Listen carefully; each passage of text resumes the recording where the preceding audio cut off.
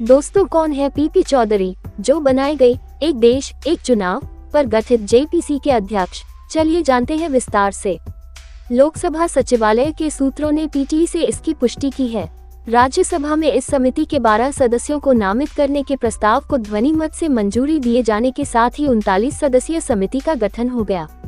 देश में संसदीय और विधानसभा चुनाव एक साथ कराने यानी एक देश एक चुनाव का प्रावधान वाले विधेयक पर विचार के लिए संसद ने शुक्रवार को 39 सदस्यीय संयुक्त संसदीय समिति जेपीसी का गठन कर दिया है।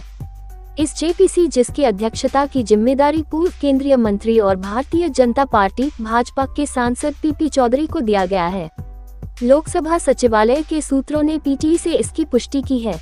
राज्यसभा में इस समिति के 12 सदस्यों को नामित करने के प्रस्ताव को ध्वनि मत से मंजूरी दिए जाने के साथ ही 39 सदस्यीय समिति का गठन हो गया। इससे पहले कानून मंत्री अर्जुन राम मेघवाल ने निचले सदन में लोकसभा और विधानसभा चुनाव एक साथ कराने के प्रावधान वाले संविधान 129वां संशोधन विधेयक 2024 और उससे जुड़े संघ राज्य क्षेत्र विधि संशोधन विधेयक 2024 को संसद की संयुक्त समिति के विचार के लिए भेजे जाने का प्रस्ताव रखा था, जिसे ध्वनिमत से मंजूरी दे दी गई। इन विधेयकों पर विचार के लिए बनी संयुक्त समिति में लोकसभा से 27 सदस्यों को नामित किया गया है। इसके बाद उच्च सदन में मेघवाल ने राज्यसभा के 12 सदस्यों को इस समिति में शामिल करने का प्रस्ताव रखा। उच्च सदन से इस समिति में भारतीय जनता पार्टी भाजपा के घनश्याम तिवारी, भुवनेश्वर कालिता के लक्ष्मण, कविता पाटीदार, जनता दल यूनाइटेड के संजय झा, कांग्रेस के रणदीप सिंह सुरजेवाला और मुकुल वासनिक, तृणमूल कांग्रेस के साकेत गोखले, द्रविड़ मुनेत्र कशगम के पी विल्सन, आम आदमी पार्टी के संजय सिंह, बीजू जनता दल के मानस रंजन मंगराज और वाईएसआर कांग्रेस के भी विजय साई रेड्डी को शामिल किया गया है। इस समिति में लोकसभा से जिन 27 सदस्यों को शामिल किया गया, उनमें भारतीय जनता पार्टी से पीपी चौधरी, सीएम रमेश, बांसुरी स्वराज, पुरुषोत्तम रूपाला, अनुराग ठाकुर, विष्णु दयाल शर्मा, भर्तृहरि महताब, संबित पात्रा, अनिल बलूनी, विष्णु दत्त शर्मा, बैजन पांडा और संजय जायसवाल शामिल हैं। कांग्रेस से प्रियंका गांधी वाड्रा, मनीष तिवारी और सुखदेव भगत को इस समिति का हिस्सा बनाया गया है।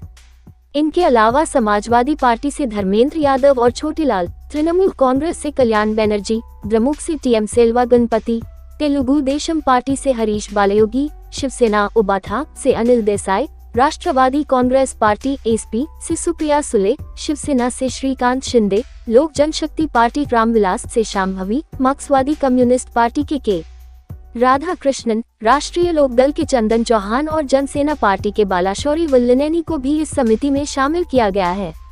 इस प्रकार समिति के 39 सदस्यों में भाजपा के 16, कांग्रेस के 5, सपा, तृणमूल कांग्रेस और द्रमुक के 2 तथा शिवसेना, तेदेपा, जदयू, रालोद, लोजपा, रामविलास, जनसेना पार्टी, शिवसेना यूबीटी, राकांपा, सपा, माकपा, आप, बीजद और वाईएसआरसीपी के एक सदस्य शामिल हैं। कौन है पीपी चौधरी? चलिए जानते हैं। पीपी चौधरी मोदी सरकार के पूर्व मंत्री हैं। वह राजस्थान के पाली से भाजपा के सांसद हैं। 71 वर्षीय चौधरी इस सीट से तीसरी बार जीतकर संसद पहुंचे हैं। चौधरी ने पहली बार साल 2014 के लोकसभा चुनावों से अपनी चुनावी राजनीति शुरू की थी। चौधरी कानून विशेषज्ञ हैं और मोदी सरकार में कानून एवं न्याय राज्य मंत्री भी रह चुके हैं। वह मोदी सरकार के पहले कार्यकाल में 5 जुलाई 2016 से 30 मई 2019 तक कानून और न्याय मंत्रालय में राज्य मंत्री थे। बता दें कि इस जेपीसी में एनडीए के कुल 22 सदस्य हैं, जबकि विपक्षी इंडिया गठबंधन के 10 सदस्य हैं। बीजद और वाईएसआरसीपी सत्तारूढ़ या विपक्षी गठबंधन के सदस्य नहीं हैं। बीजद ने एक साथ चुनाव कराने के मुद्दे पर अभी अपना रुख स्पष्ट नहीं किया है, जबकि वाईएसआरसीपी ने इस कदम का समर्थन किया है। समिति को आगामी बजट सत्र के अंतिम सप्ताह के पहले दिन तक रिपोर्ट पेश करने के लिए कहा गया है। इन विधेयकों को गत 17 दिसंबर को लोकसभा में पेश किया गया था। सदन में मत विभाजन के बाद संविधान 129वां संशोधन विधेयक 2024 को स्थापित किया गया।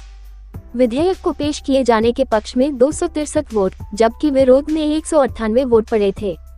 इसके बाद कानून मंत्री अर्जुन राम मेघवाल ने ध्वनिमत से मिली सदन की सहमति के बाद संघ राज्य क्षेत्र विधि संशोधन विधेयक 2024 को भी पेश किया था।